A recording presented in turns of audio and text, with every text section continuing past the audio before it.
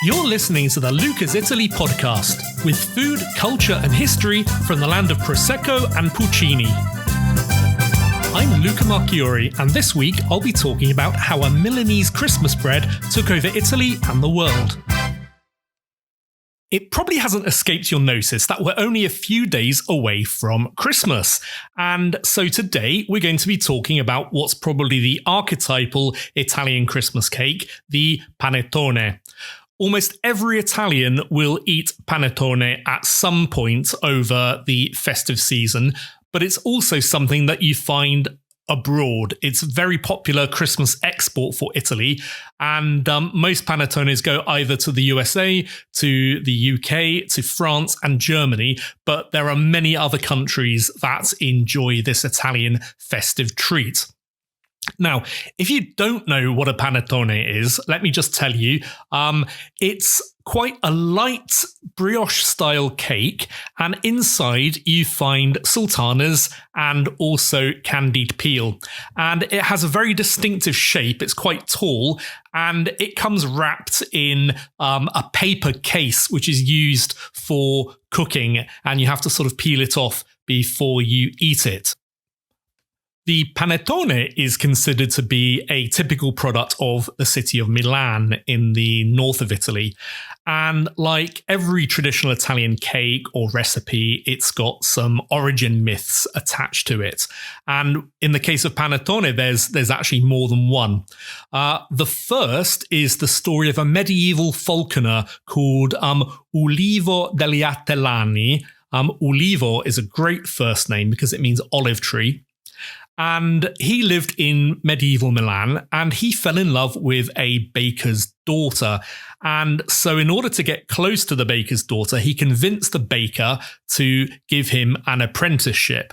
And he said, if you give me an apprenticeship, I will cook a recipe that will certainly increase your sales.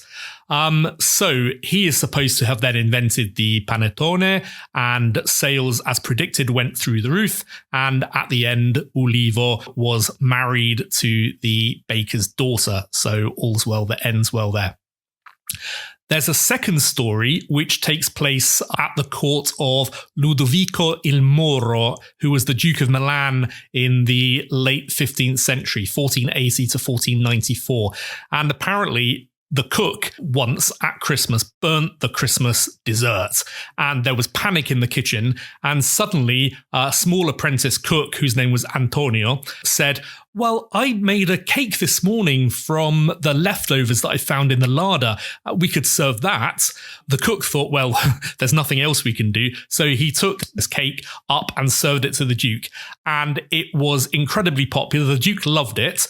And the Duke said, well, what's it called? And he said, well, it's it's Tony's bread, the panettone. Tony obviously being the diminutive of Antonio and the nickname of this apprentice. There's another theory that the name comes from the Milanese dialect panettone, which means luxury bread, because it was a kind of bread with extra things put in it, served at Christmas. And there certainly existed a pane di Natale in Milan from the 16th century onwards at least, which contained sultanas and also candied pumpkin. However, I think all these different explanations for the name are great, but they miss the obvious that the word panetto in Italian means a small round piece of dough. Particularly, you find it today, particularly when you're talking about pizza, and the pizzaiolo will make small round pieces of dough, which are then rolled out to become the pizza. And these are called panetti. Un panetto. So a bigger one of these would be a panettone.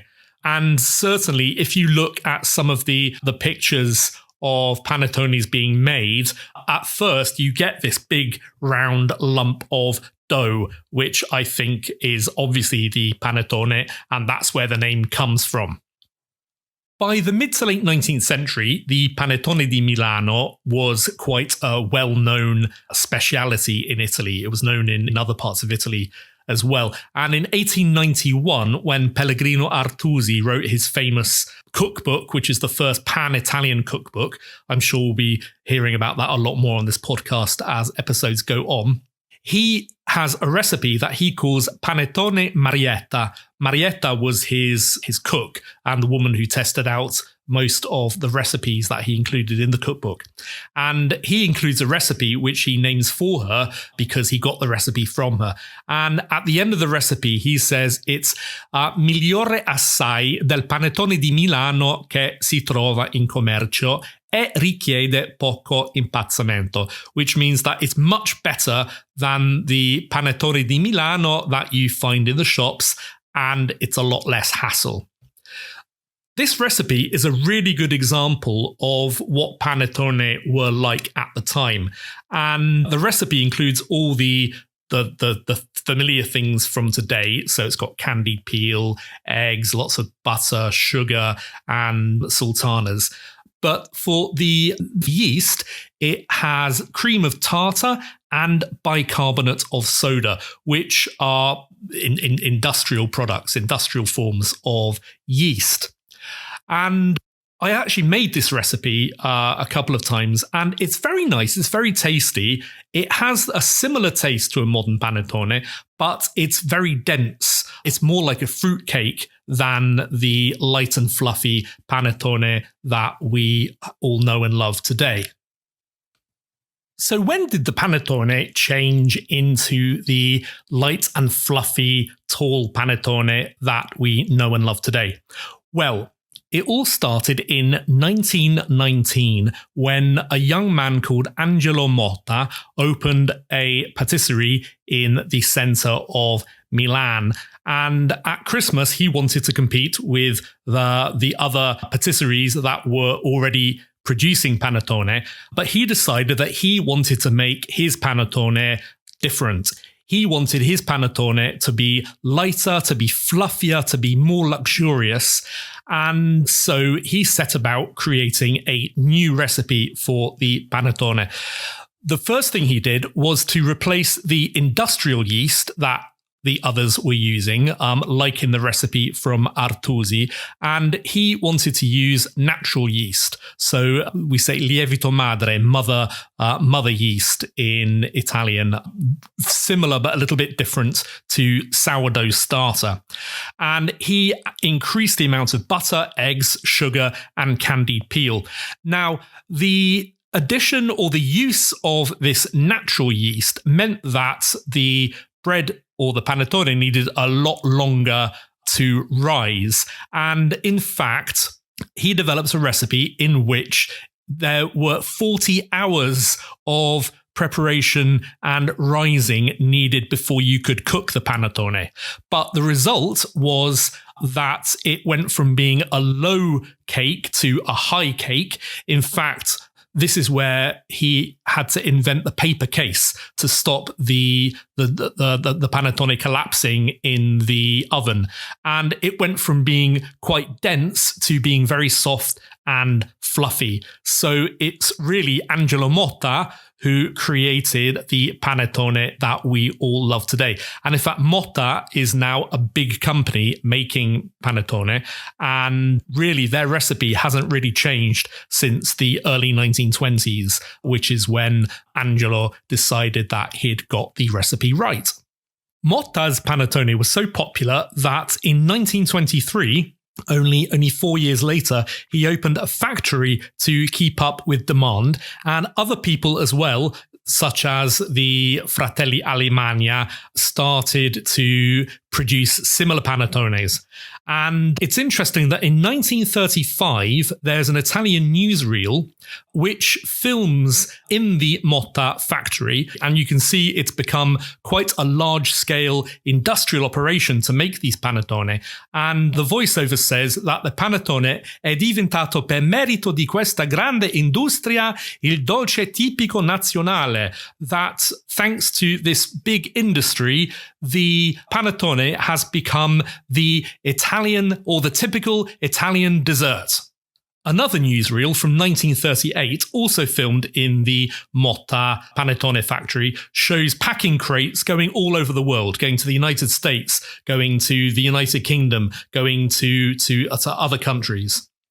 And so I guess the idea is that between 1919 and 1938, the panettone became not only a thing that all Italians ate for Christmas, but also that was already exported and famous all over the world.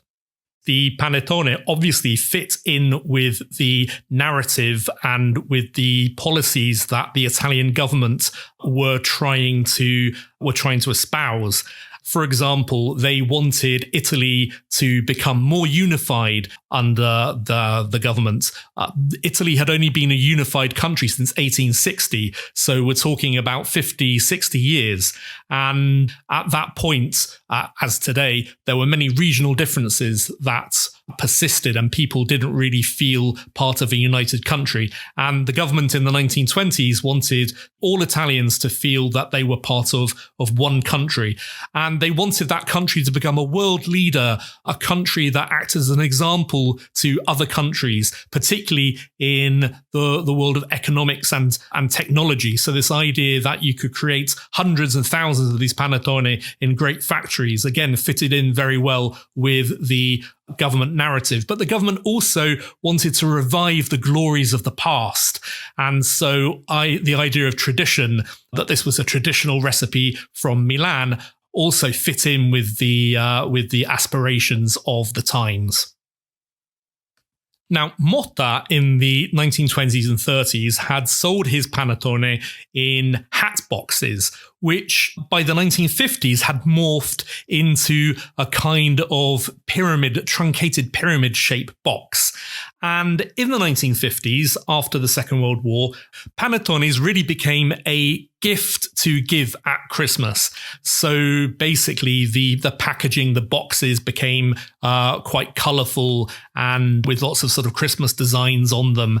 And this idea that you give panettones to your friends and family at Christmas is a thing which persists even today. I remember growing up in the 70s and 80s in the Italian community in the UK, at Christmas, at the back of the church, you'd always find the Italian community exchanging panettones after Mass. And I remember a huge number of these coming into our house, but also going out of our house as gifts for people, and having to eat a huge amount of panettone for this reason. By the 1980s, people's tastes had changed, and candied peel was no longer something that people really enjoyed. And so a lot of different flavoured panettones started coming onto the market. Some of these were quite interesting. Some of them today sound horrendous, with things like sort of bits of Nutella injected into it. So when you cut through, you had these big sort of balls of Nutella or chocolate spread, and that kind of thing. Also, lemon panettones with all sorts of different flavors started coming out. In the 2000s, the idea of the artisanal panettone became quite popular. So what you started to see was people trying to return to the traditional panettones of the 19th century and earlier. They felt that the panettone in some way had become a little bit too commercial. And so you started seeing a lot of these low-rise panettones coming onto the market. And so the high panettone became a symbol of an industrial panettone, and a low-rise panettone became the mark of an artisanal panettone. By this point as well, Italians had developed a real love-it or hate-it relationship with candied peel.